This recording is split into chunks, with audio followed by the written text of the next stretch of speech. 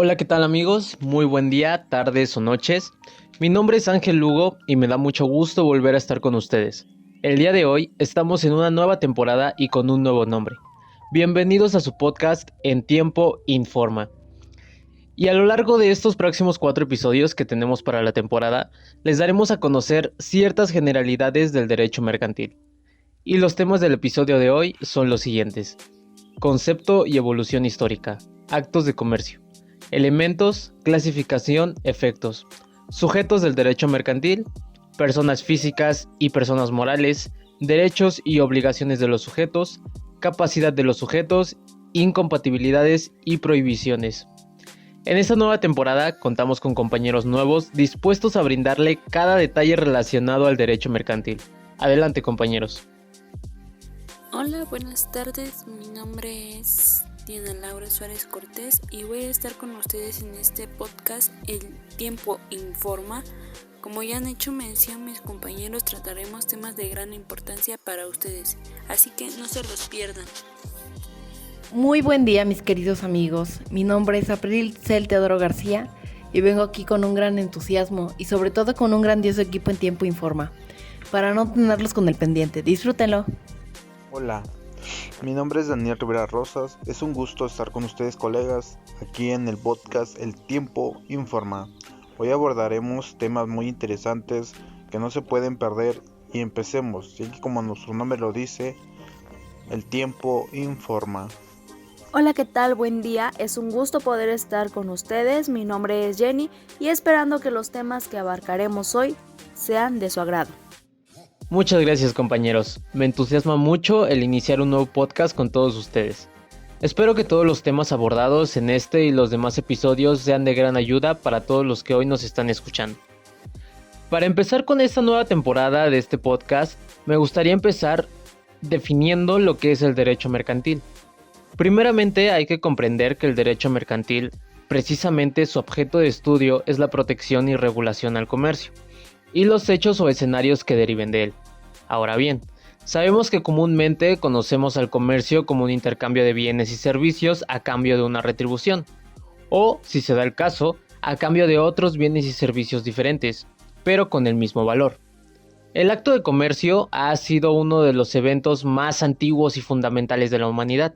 De la misma forma, el comercio fue uno de los factores más importantes para el establecimiento de civilizaciones y ahora economías. Entonces, podemos definir al derecho mercantil como un regulador del comercio, o, mejor dicho, los actos y relaciones de los comerciantes propios de la realización de sus actividades mediadoras. Ahora podemos pasar con nuestro compañero Daniel, quien nos explicará un poco sobre los actos de comercio. Claro que sí, Ángel. ¿Qué son los actos de comercio?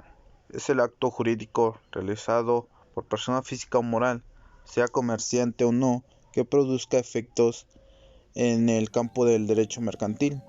El artículo 4 del Código de Comercio no considera imitativamente a los laboradores y a fabricantes como las únicas personas que pueden efectuar occidentalmente, con o sin establecimiento físico, hagan alguna operación de comercio, aunque no sean en derecho comerciantes.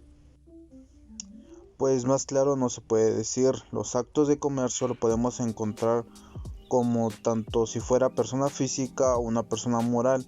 Esto me parece bien porque no solamente las personas morales pueden hacer actos de comercio, sino también las personas físicas. Un ejemplo de las personas morales serían las empresas grandes que venden productos y que los consumidores compran, como pueden ser la compra y venta de autos.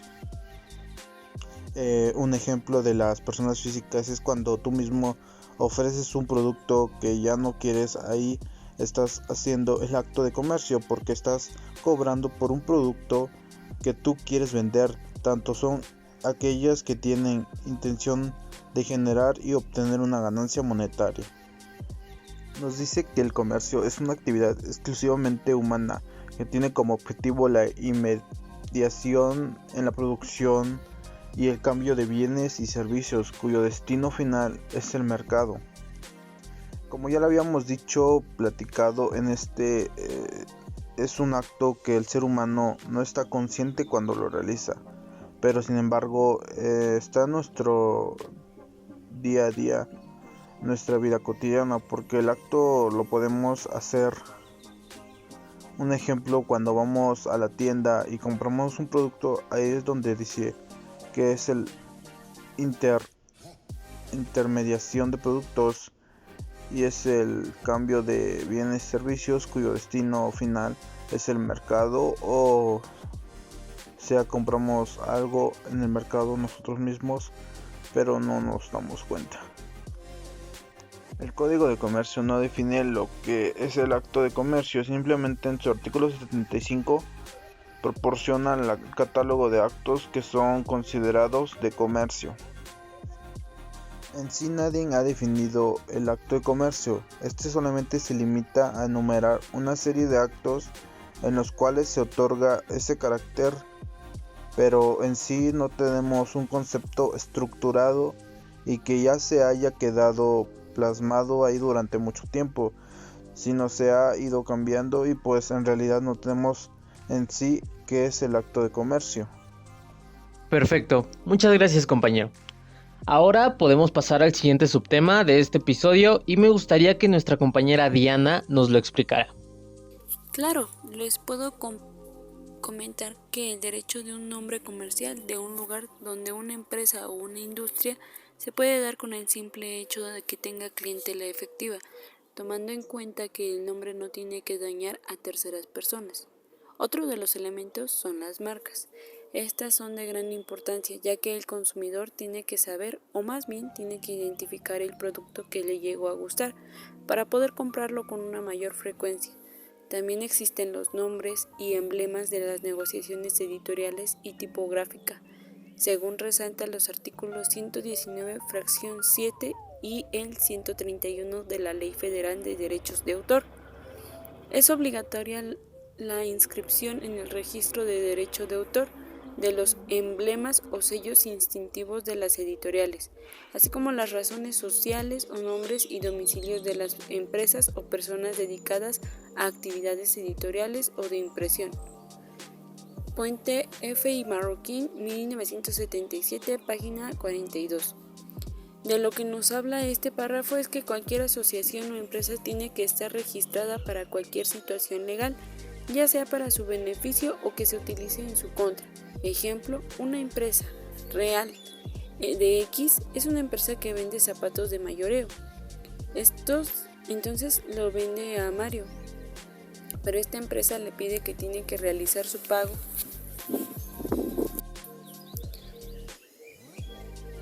y unos 15 días con anticipación para que pueda llegar después su pedido. Realiza su pago, pero a los 15 días no le llega nada y piensa en esperar otro día y tampoco le llega nada. Así que decide en ir a la empresa, pero se encuentra con la sorpresa de que está cerrado y piensa ir al día siguiente y lo vuelve a encontrar cerrado. Así que piensa en ir a demandar esta empresa, ya que piensa que lo estafaron, y con toda razón y justicia lo puede hacer. Así que le piden como un requisito el nombre de la empresa y lo da. Esto es para poder encontrar con mayor facilidad a la persona que no ha cumplido con su parte de la paga. Y lo mismo pasa con una industria u organización. Puede demandar a otra empresa con el simple hecho de que hayan realizado su paga y no le entreguen su mercancía. Por eso es necesario que se tenga que inscribir una empresa, institución u organización. Por el contrario, si no se realiza, habrá una multa entre los 5,000 y 10,000 pesos, así que es preferible tener que inscribirse. Pero no solamente tiene que ser el nombre de la asociación, sino igual del comerciante y de la negociación. También se puede utilizar la patente. A lo que se refiere con este nombre es el aprovechamiento de una cosa, ya sea un invento u otra cosa.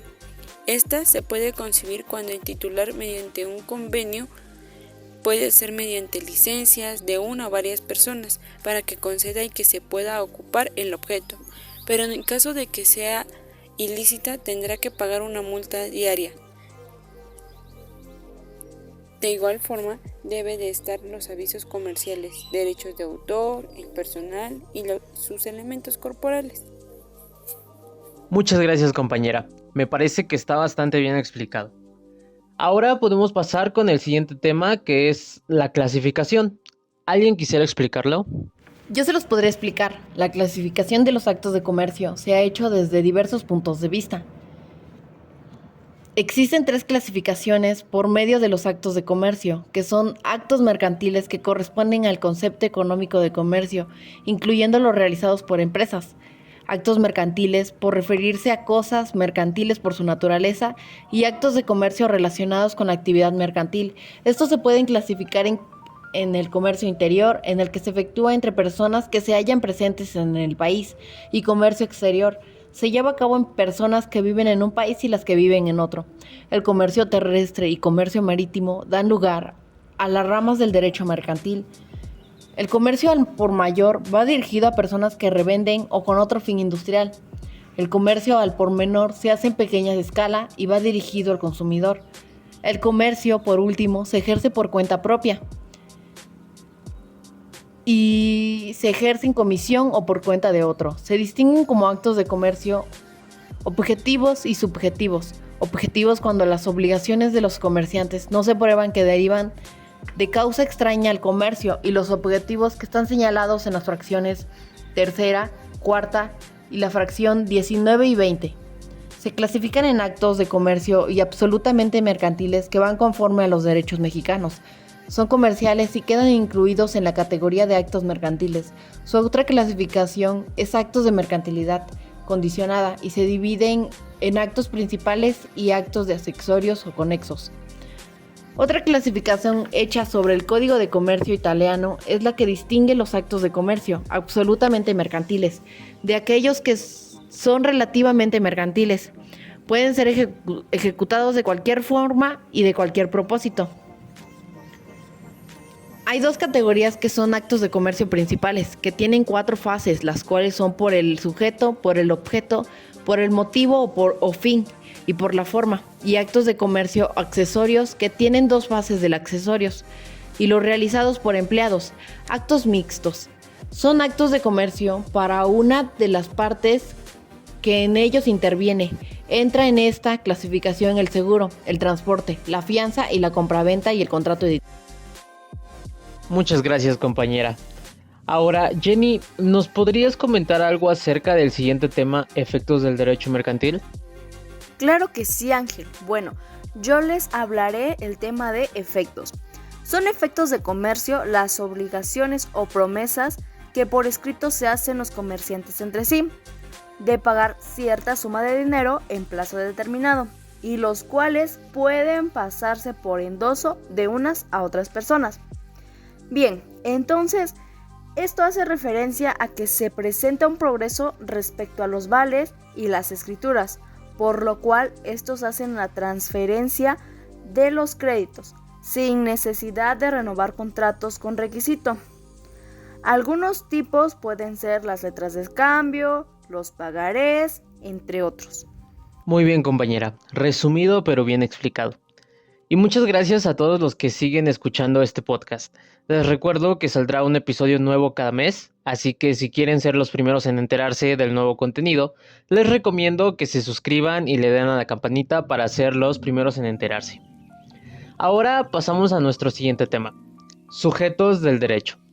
Brevemente, y antes de pasar con mi compañero Daniel, les quiero compartir que los sujetos de derecho mercantil los podemos definir como los comerciantes o también las personas que accidentalmente realizan alguna operación de comercio aunque no tengan establecimiento físico y, por tanto, se encuentran sujetas a la legislación mercantil. Entonces, si esta definición nos menciona a los comerciantes, ¿quiénes serán los comerciantes?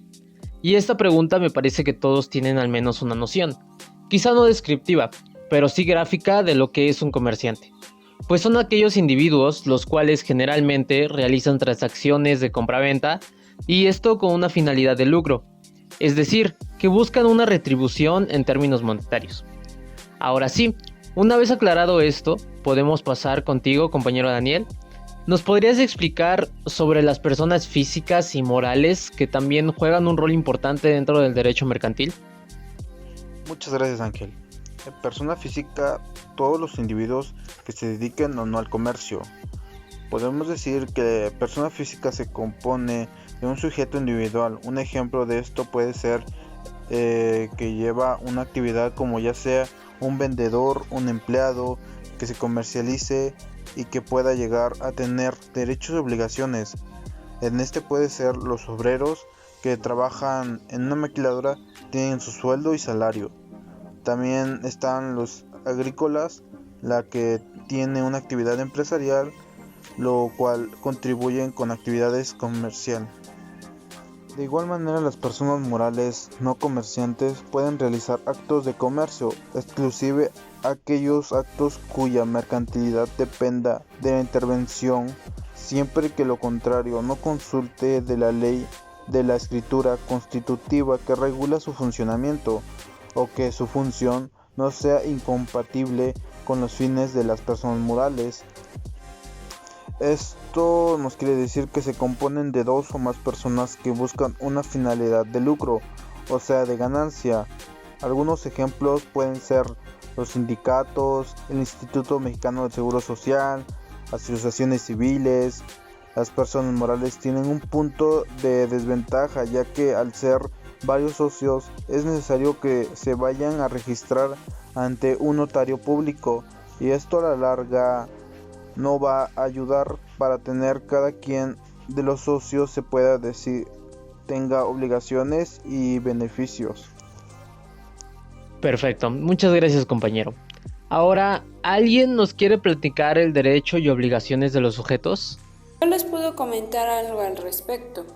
Bueno, dentro de este tema, las obligaciones profesionales son: 1. Publicar por medio de la prensa la calidad mercantil con sus circunstancias esenciales y en su oportunidad las modificaciones que se adopten. 2. Inscribir en el registro público de comercio los documentos cuyo tenor y autenticidad deben hacerse notorios. 3. Seguir un orden uniforme y riguroso de cuenta y razón. 4. Guardar correspondencia que tenga relación con el plan comercial. Esto se sacó de la Puente F. y Marroquín, 1977, página 62. De acuerdo con estas obligaciones, los que nos da a entender que una persona tiene que estar registrado, ya que esto le va a permitir anunciar su producto, y esto favorecerá sus ventas. Pero de igual forma tiene que tener cierto respeto con el nombre que le quiera dar a su organización, ya que lo pueden malinterpretar y en lugar de que tenga más venta, va a hacer que su producción decaiga.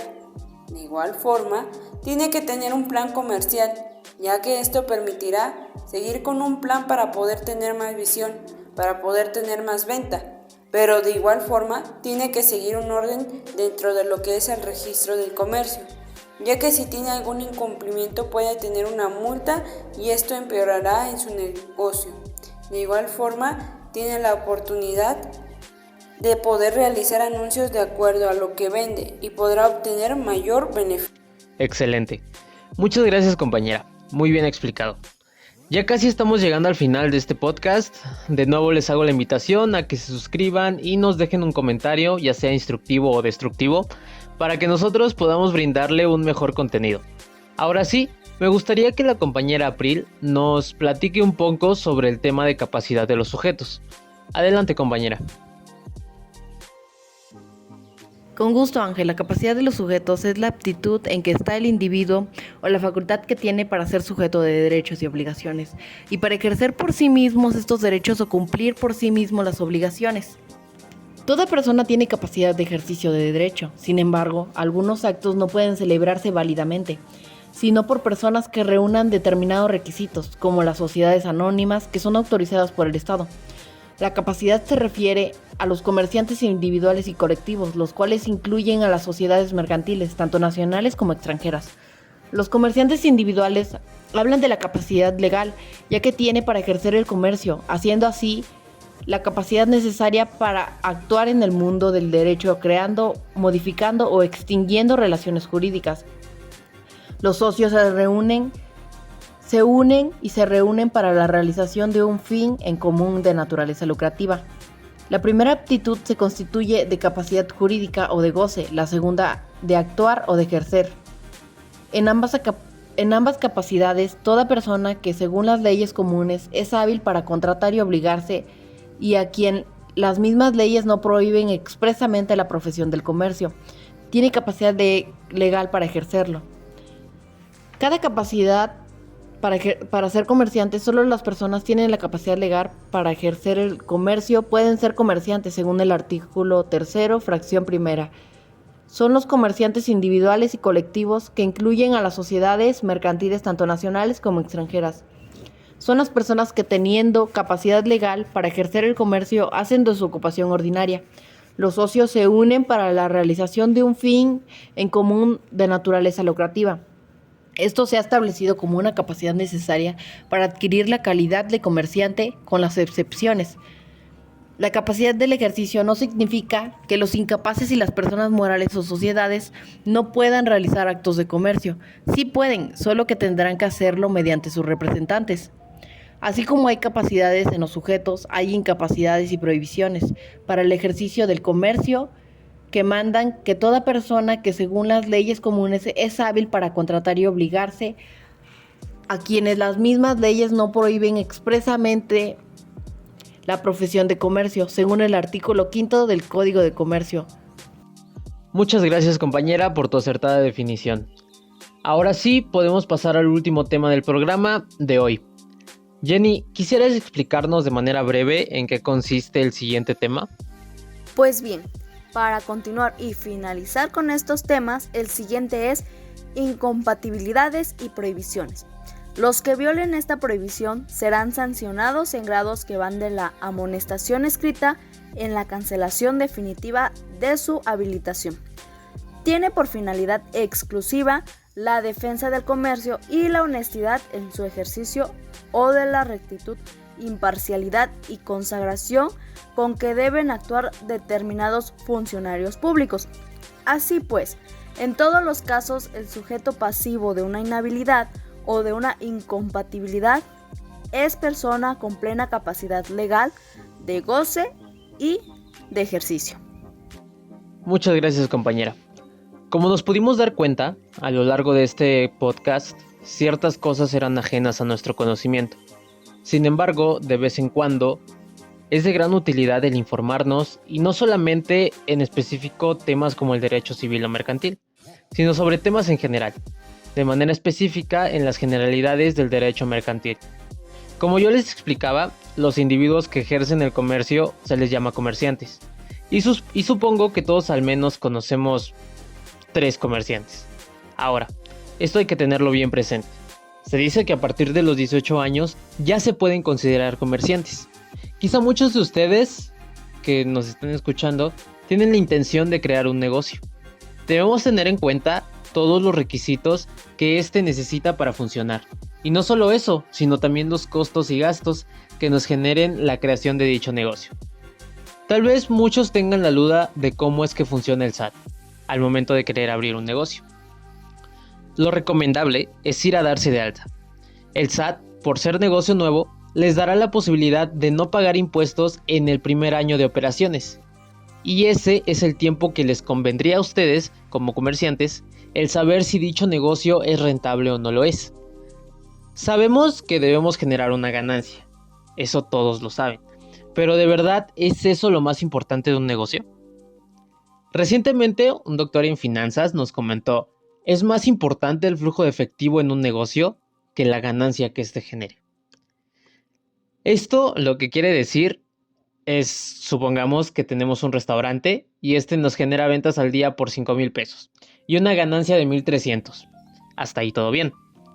Es buena ganancia. Ahora supongamos que decidimos abrir una tienda de abarrotes, la cual por día vendemos 30,000 pesos, con una ganancia de 5,000. Concordamos en que porcentualmente la ganancia del restaurante es mucho mayor al de los abarrotes, pero en cantidades es mucho mayor los abarrotes, pero es mucho más fácil vender abarrotes a vender comida. Entonces, cuando me refiero al flujo de efectivo, ¿es más importante que la ganancia? Quiero decir que todos los días en los abarrotes vendemos 30,000 pesos, es decir, hay un constante movimiento diario de efectivo. Y si un día se nos ocurre irnos de viaje, es más sencillo decir, puedo agarrar 10,000 hoy y mañana se venden 30,000. No hay problema. ya que siempre hay efectivo.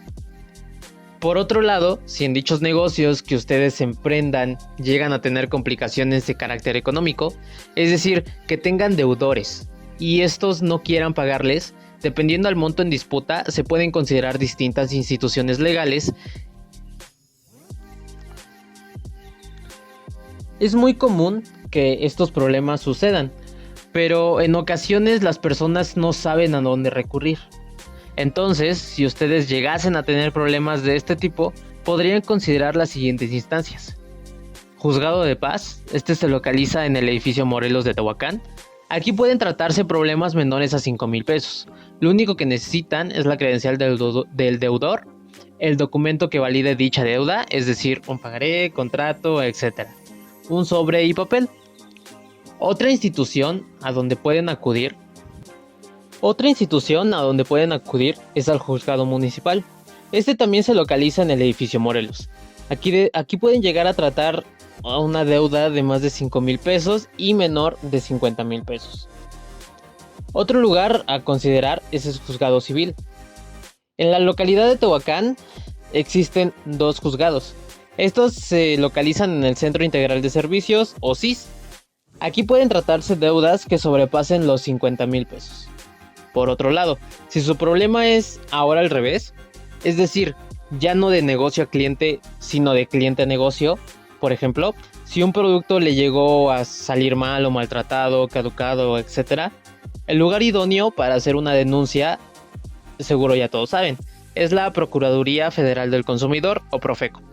Esta cuenta con una página en la cual puede hacer denuncias en línea o, si lo prefiere, puede acudir a la Profeco más cercana, a la ciudad de Tehuacán, la cual se localiza en la ciudad de Puebla, en la calle 19 Sur, número 506.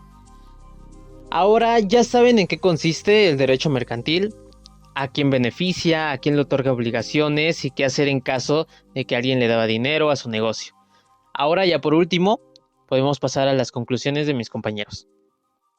En esta unidad se me hizo muy bueno el tema porque así conocí más a fondo lo que son las generalidades del derecho mercantil, con los cuales yo tendré más conocimiento y me van a servir en algún futuro muy lejano o corto plazo, porque lo pongo en práctica, en los cuales me ayudan en mi carrera como estudiante para tener más conocimiento de la materia en sí. Aprendí de mi compañero que el derecho mercantil no es de ahorita, sino que ya tiene mucho tiempo atrás en que se creó, cómo se fue desarrollando. Un ejemplo más claro puede ser el comercio ambulante. Desde el tiempo atrás ya se daba esto y yo siento que el comercio creció y el gobierno hizo el derecho mercantil. También algo más que me llamó la atención es los actos de comercio. Dice que el Código de Comercio contiene normas no solamente aplicables a los actos de comercio, sino además los comerciantes en el ejercicio de sus peculiares actividades.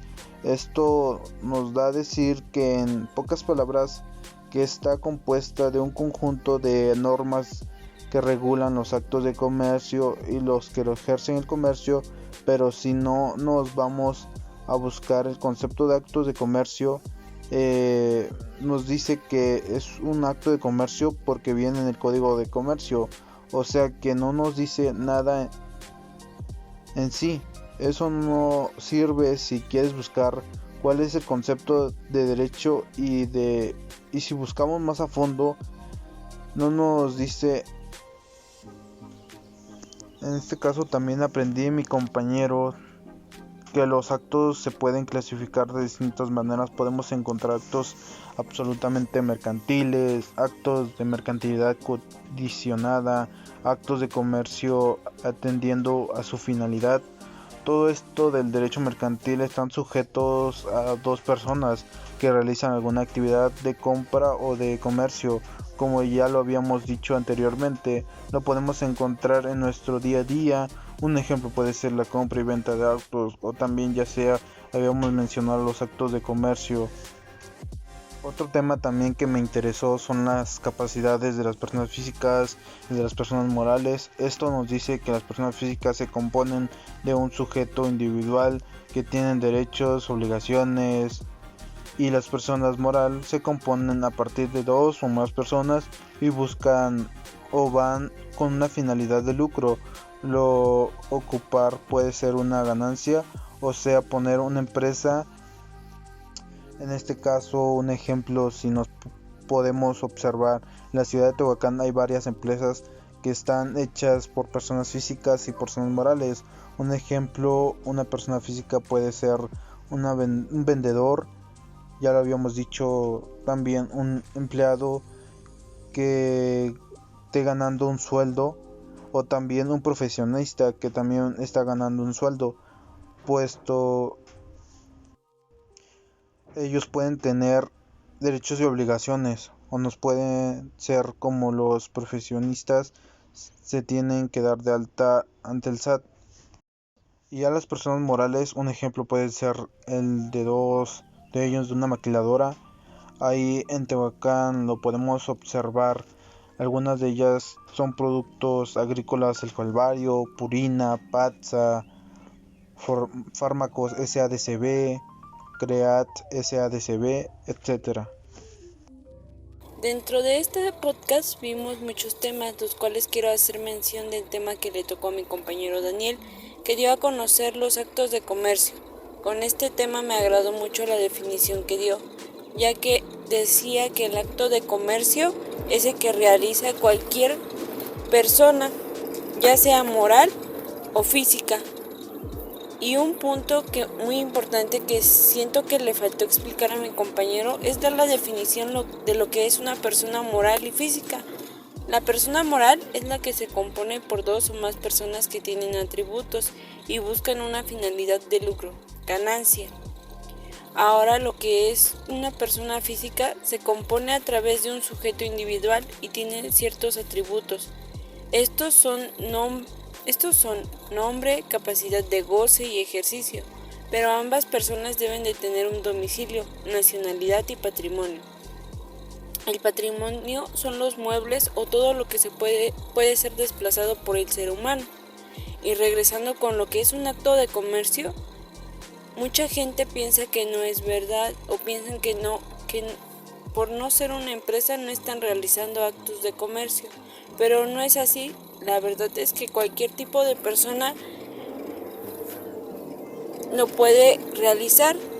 Ejemplo, una mujer en el mercado de Tehuacán vende cebollas y ella piensa que no realiza actos de comercio, pero la verdad es que sí, por el simple hecho de ofrecer un producto y que alguien lo compre con el precio por el cual lo está dando.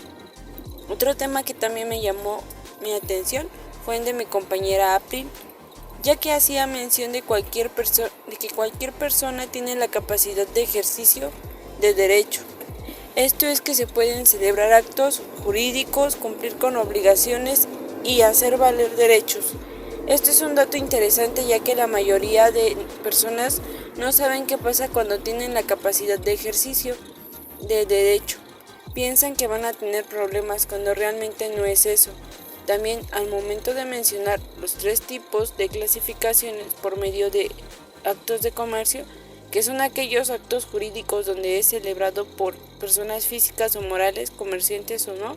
Ejemplo, el que un señor llegue a una zapatería y se lleve unos tenis que le llegaron a gustar, ya está celebrando un acto de comercio. La segunda es los actos mercantiles, que son dados por la naturaleza, que pueden ser las necesidades de una industria comercial, como por ejemplo el dinero, buques, entre otros. Y la tercera, los actos de comercio relacionados con la actividad mercantil, que pueden ser los seguros, un arrendamiento, transportes, comisión, entre otras. De igual forma, de gran curiosidad por saber es qué efectos van a existir en el derecho mercantil. Y hacía mención mi compañera Jenny, que eran todas las obligaciones o promesas que se realizaban por escrito entre comerciantes, donde se dan determinado tiempo para pagar una cantidad de dinero, y a mi parecer eso está bien, ya que la mayoría de la gente cuando se les presta dinero no dan una fecha para poder pagar, más bien regresar lo que se les prestó. Y digo que esto es muy bueno, ya que para pedir un préstamo, si te lo llegaran a dar, te ponen un cierto tiempo para que puedas regresar el dinero. Y eso es bueno, ya que la gente tendría que acostumbrarse a pagar y no nada más a pedir. Yo creo que esto nos los tendrían que enseñar desde pequeños. Yo recuerdo que una vez fui con un amigo y él me decía que la gente estaba acostumbrada a pedir y a no pagar, y que para eso hay que ayudarlos a través de que ellos mismos con su puño y letra se comprometan a pagar lo que pidieron, que las cosas así se arreglan. Y es verdad, ya que si no fuera cierto no habría grandes empresas distribuyendo en todos los lugares sus productos. Es muy bueno tener toda esta información, ya que la mayoría de la gente cuando llega a iniciar un negocio no tiene una guía de cómo poder tener grandes beneficios sin que se vea afectada su negocio. Agradezco por el tiempo que nos han otorgado, más que nada porque nos han permitido que les podamos explicar los temas y que ustedes se hayan tomado ese tiempo. Sin más, por el momento me despido y esto fue todo, queridos oyentes. El derecho mercantil se dio a cabo por medio del comercio, ya que el comercio es un método de crecimiento para generar empleos, reducir la pobreza y aumentar las posibilidades y oportunidades económicas en la sociedad de un país. El comercio se remonta a la época del trueque y fue evolucionando gracias a que se hizo cada vez más grande. El derecho mercantil se actualiza conforme las condiciones, que es una rama del derecho que regula la actividad de los empresarios, ya sean físicos o jurídicos. Ahora se lleva a cabo por medio de contratos entre una empresa y una persona física y ordena la actividad económica de una entidad. Se fundamentan en el Código de Comercio y el Código de Comercio se fundamenta en el Código Federal. El derecho mercantil es privado, que nos da a entender que no afecta que afecta nada más a un particular y que no afecta al público en general. Esta rama ha evolucionado alrededor de la historia. Surgió en la Edad Media como una consecuencia del derecho. Surgió cuando los primeros pueblos se empezaban a dedicar al comercio y fue porque los comerciantes sentían la necesidad de establecer normas que los apoyaran y para tener justicia y equidad económica, al igual que para combatir la corrupción. Los comerciantes de la Edad Media ya no estaban conformes y se sentían la necesidad de establecer normas, vendían y compraban. El comercio se daba en plazas y ferias. Primero fue en ferias donde se realizaba un cambio de moneda por una pequeña comisión. Al principio, no tenía normas, pero al paso de los tiempos se fueron estableciendo normas que eran más que nada costumbres de cada país. En la Edad Media fue cuando se estableció, así estableciendo que el derecho mercantil tendría que regular a las personas, las relaciones, los actos y todo aquello que tenga que ver con el comercio, y los que se encargaban de los problemas y de dar soluciones en ese tiempo se llamaban estatuarios, y siempre la mayoría de sus decisiones eran firmes, pero podían ser apelables ante un tribunal, que no eran más que nada comerciantes los que lo conformaban. El comercio empezó por las necesidades de los demás para poder satisfacer las necesidades de cada país, comunidad o región por tradición comercial. Dentro del derecho mercantil existe algo llamado actos de comercio, que como tal no hay una definición específica, ya que ni el propio Código de Comercio nos lo especifica, pero son el intercambio de bienes o servicios, el cual se constituye de un interés o beneficio para las personas que venden. Según la ley, el acto de comercio se aplica sobre las cosas muebles, que son las que se pueden movilizar sin que su estructura cambie, y los inmuebles, que son edificios o terrenos. Los actos de comercio pueden ser públicos o privados, al igual que pueden ser ilícitos. Si son ilícitos o lícitos, dependerá de las leyes y normas que la empresa siga. Los actos de comercio se pueden realizar al comprar, vender o intercambiar mercancías con una finalidad lucrativa de dinero. Los actos de comercio puede ser la compra-venta, los títulos de crédito, las operaciones de crédito, fianza y seguros, depósitos, comisiones, los arrendamientos, entre otros. Como efecto, tenemos que el derecho mercantil regula los actos comerciales, ya sea que se practiquen entre comerciantes o entre comerciantes y particulares. Sus elementos del derecho mercantil son los sujetos, el fin o motivo y el objeto. Los derechos son la facultad de exigir a otros cumplir, mientras que las obligaciones es todo aquello que se tiene que cumplir por algún motivo. Las obligaciones pueden y son para ordenar y facilitar la convivencia en la sociedad. Entonces, los derechos de obligaciones de sujetos del derecho mercantil y de todo comerciante son llevar su contabilidad de su negocio para así tener cuentas claras tanto con el gobierno como con la misma empresa. Matricularse en el registro mercantil y registrarse es necesario para estar al pie de la ley. En el derecho mercantil existe la capacidad de los sujetos, que son las aptitudes de goce y ejercicio. Así como hay capacidades, hay prohibiciones, hay incompatibilidades. Hay prohibiciones que nos dicen que ciertas personas no pueden ejercer el comercio, como las personas quebradas que no hayan sido rehabilitadas. Un ejemplo serían los exdueños de algunas empresas que se declaran en quiebra. Otros son los corredores. Un ejemplo serían las personas que deben en letras de cambio y los que por sentencia hayan sido condenados. Un ejemplo de ellos serían los que fueron demandados por causas ilícitas. Esto no significa que ellos no puedan ejercer el comercio. Sí pueden, mientras que sean aislados, pero jamás podrán ejercerlo como una profesión, ya que al ser sorprendidos tendrán que cumplir con una condena o una cuota. Como último, el derecho mercantil llegó como una bendición para algunos comerciantes y para los trabajadores, porque como lo dice, por ambas partes son obligaciones y derechos que tanto trabajadores y dueños tienen que cumplir y respetar para estar en convivencia por medio de contratos, y es muy importante para la economía de cada país. El derecho mercantil se vive día a día cuando damos un préstamo o recibimos un crédito, y al comprar bienes con motivos de revender o procesar para crear un producto que se venderá y al realizar una operación. Pues bien, para poder finalizar con este podcast, fue bastante importante el retroalimentarnos de estos conceptos sobre el derecho mercantil, y no solamente a mí, sino que pienso que también a todos los que nos escuchan, porque es probable que algunos de ustedes no sabían los puntos que se trataron aquí, ¿cierto? Yo pensaba que el derecho mercantil solamente se trataba de los derechos de los comerciantes, pero ahora me doy cuenta de que no es así, que hay información aún más importante, como el saber que puede haber un intercambio de bienes y que existe también la protección para los comerciantes.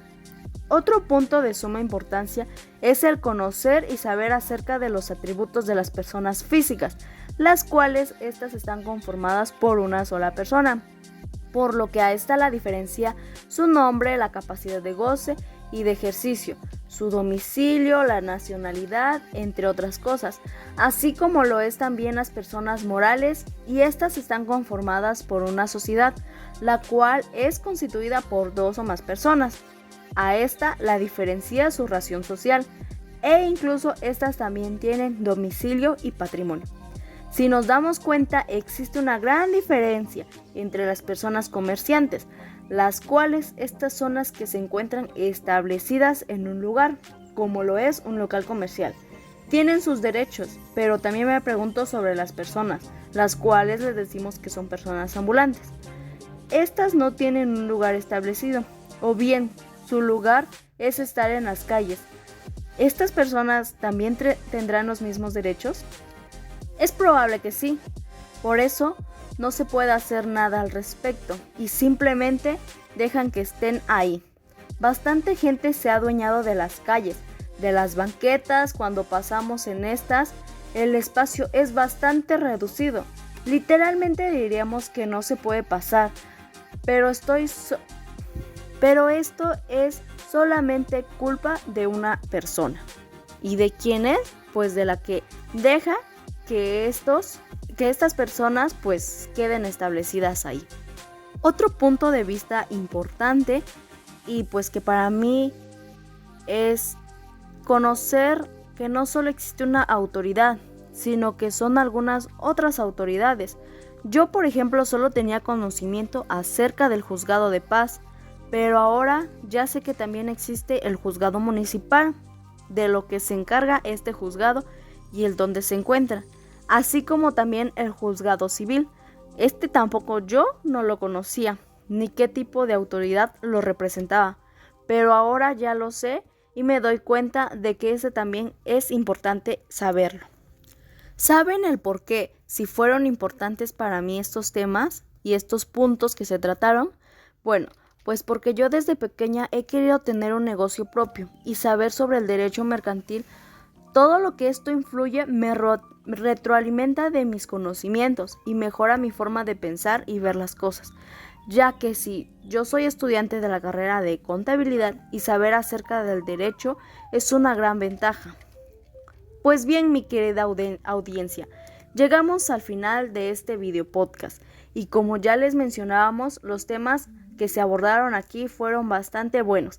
Así que me despido de ustedes. Muchísimas gracias por habernos escuchado y esperando que el siguiente episodio sigan con nosotros, porque cada vez serán temas de mayor importancia y reitero, muchísimas gracias de parte de su colega Jenny. Nos vemos.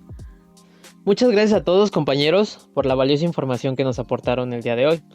Y de igual forma, gracias a todos por habernos escuchado. Esperamos que en esta nueva emisión se estén llevando un conocimiento nuevo y al final en eso recae el objetivo de este podcast. Cuídense mucho, recuerden darle like y suscribirse a este canal, tomen mucha agua por los calores que están llegando. Esto fue En Tiempo Informa. Hasta la próxima.